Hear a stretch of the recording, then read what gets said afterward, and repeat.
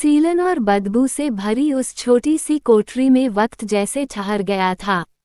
वो कोई पुरानी दीवारें और लोहे का एक जंग लगा दरवाजा। बाहर से जो हवा आती वो बहुत बदबूदार रहती। वो बस्ती में बस जानवरों की सड़न और बदबू यही चारों तरफ थी। यही अब रिया की पूरी दुनिया बन चुकी थी। छत के कोने से टपकती पानी की बूंदों की आवाज सन्नाटे को और भयावह बना रही थी। फर्श की सीलन उसके घुटनों तक उतर चुकी थी, लेकिन रिया को शरीर की तकलीफ का एहसास ही नहीं हो रहा था। उसका दिल अपनी ही गलती के बोझ से फटा जा रहा था।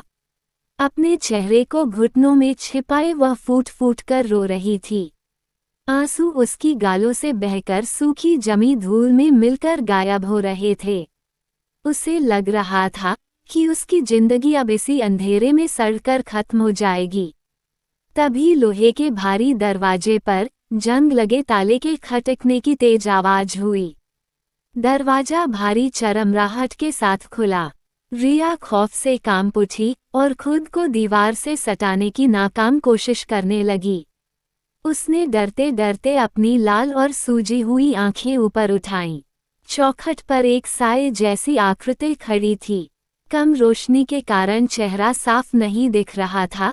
रिया उसे देखकर चिल्लाने लगी, क्योंकि अभी कुछ समय पहले ही एक मोटा तगड़ा आदमी आके गया था, जिसने रिया के जिस्म से खेलकर अपनी हवस पूरा किया था। रिया एक गांव की अभी नाजुक कली थी, जो हर रात दिन मसली जा रही थी। अभी उसने सांस भी नहीं लिया था कि एक और आदमी के आते देख रिया चिल्ला पड़ी थी। लेकिन वह कोई जाना पहचाना दरिंदा नहीं लग रहा था। वह शख्स दबे पांव अंदर आया और रिया के पास घुटनों के बल बैठ गया। उसकी आंखों में कोई हवस या हैवानियत नहीं थी, बल्कि एक अजीब सी हमदर्दी और चिंता थी। घबराओ मत रिया, उसने अपनी आवाज बेहद धीमी और शांत रखते हुए कहा, ताकि बाहर खड़े पहरेदारों को भनक न लगे। मैं तुम्हें कोई नुकसान पहुंचाने नहीं आया हूँ। मैं तुम्हें इस नरक से सही सलामत बाहर निकालने आया हूँ। रिया को अपने कानों पर यकीन नहीं हुआ। इतने दिनों बाद किसी ने उसका नाम इतनी इंसानियत से पुकारा था। वह अविश्वास से उस अनजान चेहरे को देखती रही। उसके होंठ फड़फड़ाए, लेकिन गले से कोई आवाज नहीं निकली। उस शख्स ने रिया के कांपते हाथों को संभाला और बहुत ही आत्मीयता से कहा, मुझ पर भरोसा रखो। मैं यहाँ तुम्हें बचाने आया हूँ, लेकिन सब कुछ ठीक करने के लिए मुझे तुम्हारी कहानी जाननी होगी। सच सच बताओ, तुम इस अंधेरी दुनिया में कैसे पहुँची? तुम जैसी गांव की मासूम लड़की इस नरक के दलदल में कैसे फंस गई? उस शख्स की सांत्वना भरे शब्दों ने रिया के भीतर के सारे सब्र के बांध तोड़ दिए। उसके सीने में दबा दर्द गुबार बनकर बाहर आने को मचल उठा। उसने एक लंबी और कांपती हुई सांस ली। अपने आंसुओं को पोंछने की नाकाम कोशिश करते हुए उसने टूटी हुई आवाज में बोलना शुरू किया। कमरे के भारी सन्नाटे को चीरती हुई उसकी थरथराती आवाज बाहर निकली और वह अपने अतीत की उन गलियों में लौट गई, जहां से उसकी बर्बादी का सफर शुरू हुआ था।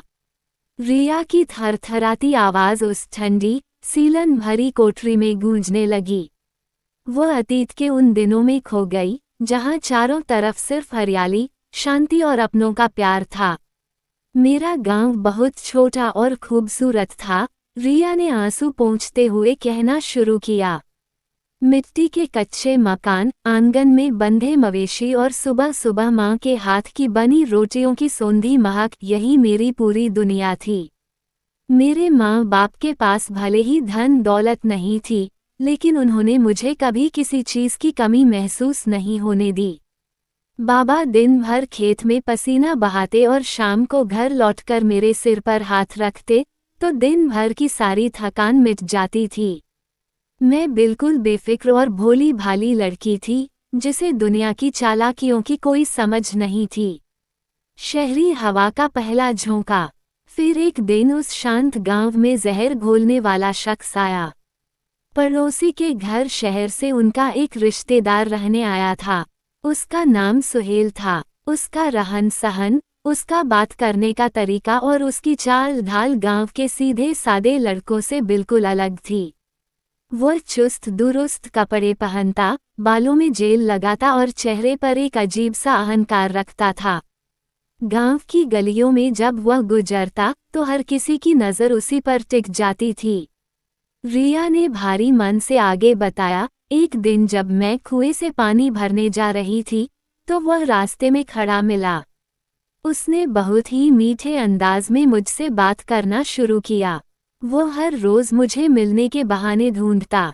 उसके हाथ में एक बड़ा सा चमकदार स्मार्टफोन रहता था। उसने मुझे उस स्क्रीन पर शहर की एक नई ही दुनिया दिखानी शुरू की। ऊंची ऊंची जगमगाती इमारतें, जगमगाते मॉल, बड़ी बड़ी गाड़ियां और आलीशान पार्टियां। सुहेल रिया को फोन की तस्वीरें दिखाते हुए कहता, रिया, तुम इस छोटे से गांव की धूल मिट्टी में सड़ने के लिए नहीं बनी हो। तुम्हारा हुस्न तो शहर की चमक धमक में राज करने के लिए है। वहां की जिंदगी देखो, कोई मेहनत नहीं, बस ऐशो आराम। गांव की सीधी सादी रिया के लिए वह स्क्रीन किसी जादुई दुनिया जैसी थी। सुहेल की बातें, उसके महंगे कपड़े और उसका झूठा शहरी हाव भाव रिया के दिमाग पर हावी होने लगा। सुहेल रोज उसकी तारीफों के पुल बांधता और धीरे धीरे उसने रिया के मन में यह बात बैठा दी कि वो उससे सच्चा प्यार करता है। मैं उसके झूठे दिखावे को ही सच्चा प्यार समझ बैठी। रिया की आंखों से फिर आंसू छलक पड़े। मुझे लगने लगा कि सुहेल मेरा वह राजकुमार है जो मुझे इस छोटे से गांव से निकालकर सपनों की एक हसीन दुनिया में ले जाएगा। मुझे अंदाजा भी नहीं था कि उस जगमगाती स्क्रीन के पीछे मेरी बर्बादी का कितना बड़ा नरक छिपा हुआ था। रिया की आंखों से बहते आंसू और तेज हो गए, जैसे अतीत का हर एक जख्म फिर से हरा हो गया हो। उसने अपनी थरथराती आवाज में आगे कहना शुरू किया, सब कुछ बहुत सही चल रहा था, तभी एक दिन सुहेल अचानक गांव से बिना किसी को बताए गायब हो गया। मैंने उसे हर जगह तलाश करने की कोशिश की, लेकिन उसका कोई सुराग नहीं मिला। उसके जाने के बाद मेरा दिल घबराने लगा था। मुझे लगा कि शायद वह मुझे भूल गया, शायद शहर की चमक धमक में खो गया। उसकी कमी मुझे पल पल खलने लगी थी। मेरा मन काम काज में नहीं लगता था और तभी मुझे एहसास हुआ कि मैं उसके बिना नहीं रह सकती। फिर लगभग 2 हफ्तों बाद वह अचानक वापस लौटा, लेकिन इस बार वह अकेला नहीं आया था। उसके हाथों में एक नया चमकदार स्मार्टफोन था। वह मुझे गांव के बाहर आम के बगीचे में अकेला पाकर मिला। मुस्कुराते हुए उसने अपनी जेब से वह नया मोबाइल निकाला और मेरे हाथों में थमा दिया। उसने बहुत ही चालाकी से मेरे कान में फुसफुसाया, रिया, मैं शहर सिर्फ तुम्हारे लिए गया था। ये फ़ोन लो, अब हम जब चाहें, जितनी देर चाहें बात कर सकते हैं। कोई हमें रोक नहीं पाएगा। मैं तुम्हारे बिना एक पल नहीं रह सकता। मेरे लिए वह सिर्फ एक फ़ोन नहीं था, बल्कि उसकी मोहब्बत का सबसे बड़ा सबूत था। मैं इतनी पागल थी कि समझ ही नहीं पाई कि यह फ़ोन मुझे उससे जुड़ने के लिए नहीं, बल्कि मेरे गले में फंदा कसने के लिए दिया गया था। अंधेरी रातों की गुफ्तगू और जाल का मजबूत होना। मैंने वह फ़ोन चुपचाप अपने दुपट्टे में छिपाकर घर ले आई। रात को जब पूरा घर, माँ बाप गहरी नींद में सो जाते, तब मैं रज़ाई के अंदर छिपकर उससे घंटों बातें करती। फ़ोन पर उसकी मीठी मीठी बातें, झूठी कस्में और शहर में साथ जीने मरने के वादे मेरे दिमाग पर नशा बनकर चढ़ने लगे। वह फ़ोन पर मुझे देर रात तक बहकाता, मेरे मन से गांव और माँ बाप का डर पूरी तरह निकाल देता। उसने मुझे पूरी तरह से अपनी बातों के जाल में उलझा लिया था। अब मैं अपने माँ बाप के पास होकर भी उनसे दूर हो चुकी थी। मेरा शरीर गांव में था, लेकिन मेरी आत्मा और सोच उस मोबाइल की स्क्रीन के जरिए सुहेल की मुट्ठी में कैद हो चुकी थी। मैं उसके प्यार के उस अंधे जाल में इस कदर अंधी हो चुकी थी कि मुझे अपने माँ बाप की ममता, गांव की इज्जत, कुछ भी दिखाई देना बंद हो गया था। रिया ने अपने चेहरे पर ढके हाथों को हटाया। उसकी आंखें लाल थीं और गालों पर आंसुओं की परत जम चुकी थी। उसने भारी सीने के साथ अपनी कहानी के सबसे दर्दनाक पन्ने को खोलना शुरू किया। सुहेल का दबाव बढ़ता जा रहा था। वह फोन पर रोज मुझसे कहता कि अगर मैं उसके साथ शहर नहीं आई तो वह मुझे छोड़कर हमेशा के लिए चला जाएगा। खोने की इसी डर ने मुझे पूरी तरह अंधा कर दिया। उस काली रात, जब पूरा गांव सो रहा था और घर में सन्नाटा पसरा था, मैं चुपचाप उठी। सामने माँ बाप चैन की नींद सो रहे थे, वही माँ बाप जिन्होंने मुझे उंगली पकड़कर चलना सिखाया था, वही बाबा जो मेरी एक मुस्कान के लिए दिन रात पसीना बहाते थे। मैंने उनके मासूम चेहरों को देखा, लेकिन मेरे सिर पर तो शहर का भूत सवार था। मैंने अपने छोटे से बैग में कुछ कपड़े रखे, घर का दरवाजा धीरे से खोला और पीछे मुड़कर देखे बिना अंधेरे में दौड़ पड़ी। गांव की सीमा पर सुहेल बाइक लेकर मेरा इंतजार कर रहा था। मुझे लगा कि मैं अपनी नई और सुनहरी जिंदगी की तरफ कदम बढ़ा रही हूँ। सुबह होते ही हम बड़े से शहर के एक बस अड्डे पर पहुँचे। ऊंची ऊंची इमारतें और गाड़ियों का शोर देखकर कुछ पल के लिए तो मेरी आंखें चौंधिया गईं। लेकिन जैसे ही हम बस स्टैंड से बाहर निकले, सुहेल का रूप पूरी तरह बदल गया। अब उसकी बातों में वह मिठास नहीं थी, न ही उसकी आंखों में वह प्यार था। उसके बोलने का लहजा कड़क और रूखा हो गया था। जब मैंने उससे पूछा कि हम कहाँ जा रहे हैं, तो उसने मुझे डांटकर चुप करा दिया। वह मुझे शहर के एक गंदे और तंग इलाके के एक छोटे से कमरे में ले गया। वहां पहुंचते ही उसने अपना असली रंग दिखाया। उसने कुछ दिनों तक मेरा शारीरिक और मानसिक शोषण किया। जब भी मैं रोती या घर जाने की बात करती, वह मुझे थप्पड़ मार देता और धमकी देता कि अगर मैंने ज्यादा शोर मचाया तो वह मुझे जान से मार देगा। मोटी रकम में सौदा और सपनों की मौत।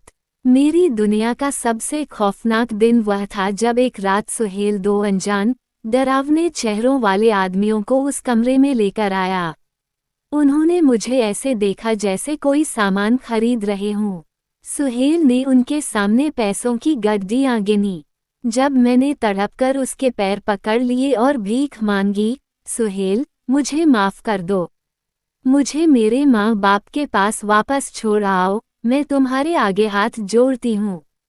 तो उसने मुझे लात मारकर दूर फेंक दिया।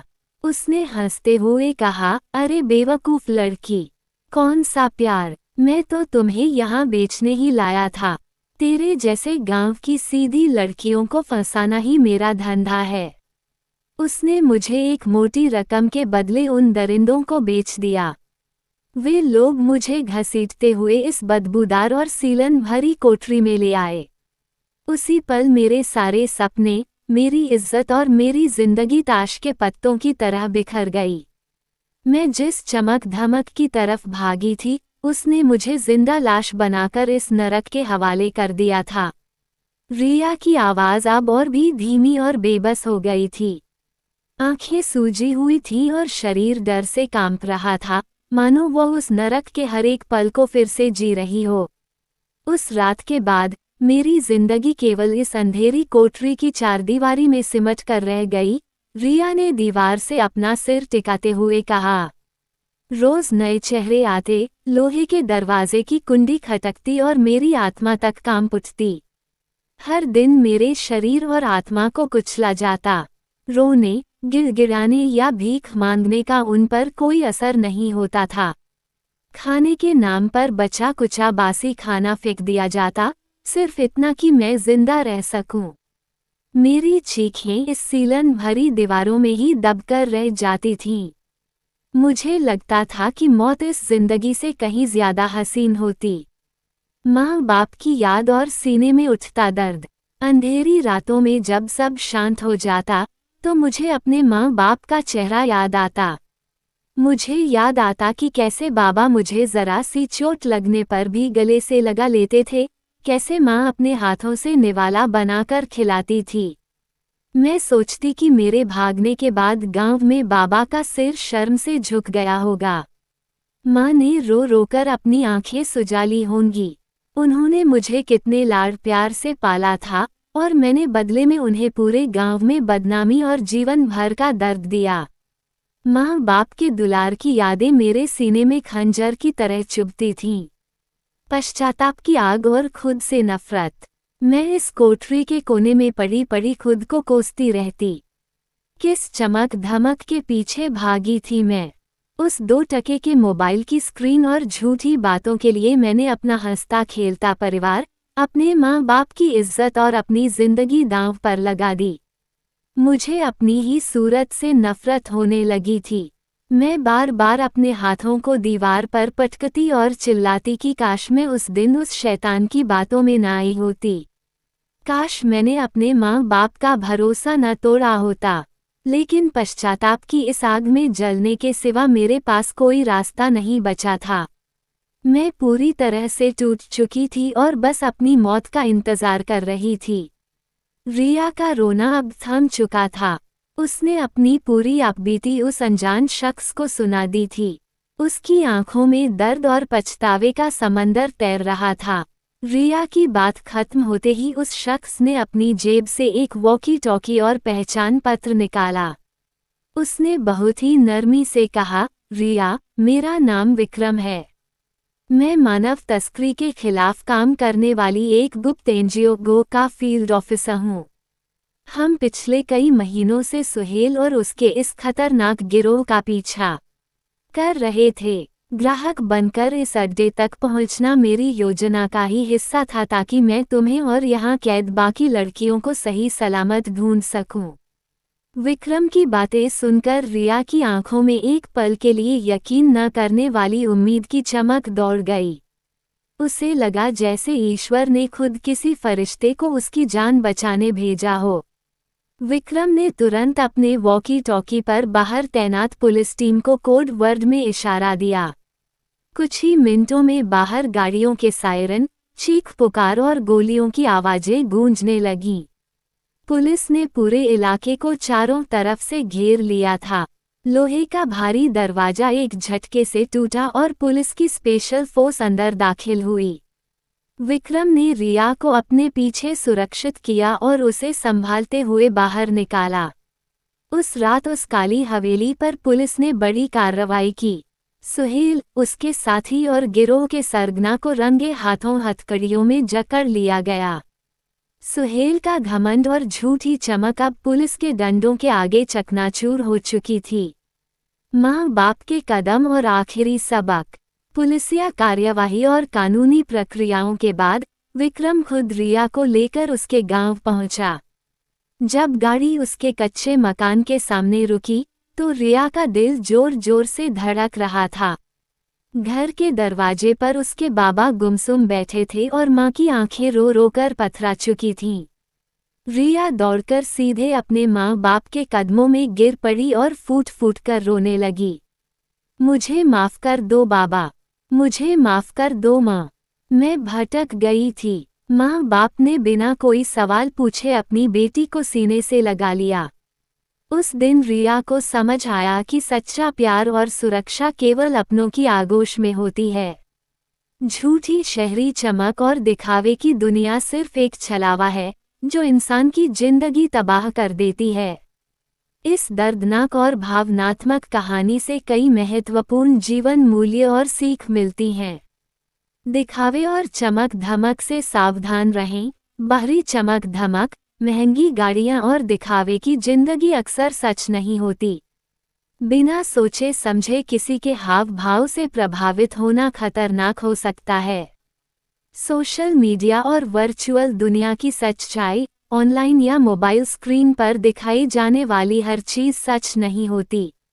अनजान या कम पहचाने गए लोगों की मीठी बातों पर आंख मूंद कर भरोसा नहीं करना चाहिए। माँ बाप के प्यार और मार्गदर्शन की कद्र। माँ बाप का प्यार निष्पाप और सच्चा होता है। जब कोई इंसान अपनों के अनुभव और सलाह को दरकिनार करके केवल अपनी जिद में कदम उठाता है तो उसका अंजाम अक्सर दुखद होता है। क्षणिक आकर्षण बनाम सच्चा रिश्ता, सच्चा प्यार त्याग, सम्मान और सुरक्षा देता है। जो रिश्ता आपको अपने परिवार से काटने या गलत राह पर ले जाने का दबाव बनाए, वह प्यार नहीं बल्कि छलावा और शोषण है। गलती के बाद सही राह पर लौटने का साहस। इंसान से गलती हो सकती है, लेकिन विपत्ति के समय सच स्वीकारना, सही लोगों की मदद लेना और अपनी जड़ों परिवार की तरफ लौटना ही जीवन को फिर से संवारने का एकमात्र रास्ता है। कहानी कैसी लगी कमेंट करके बताइए। अच्छी लगी तो लाइक एवं शेयर कर दीजिए। चैनल को सब्सक्राइब कीजिए ताकि अगली कहानी का अपडेट सबसे पहले आपको मिले। मिलती हूँ फिर एक नई कहानी के साथ।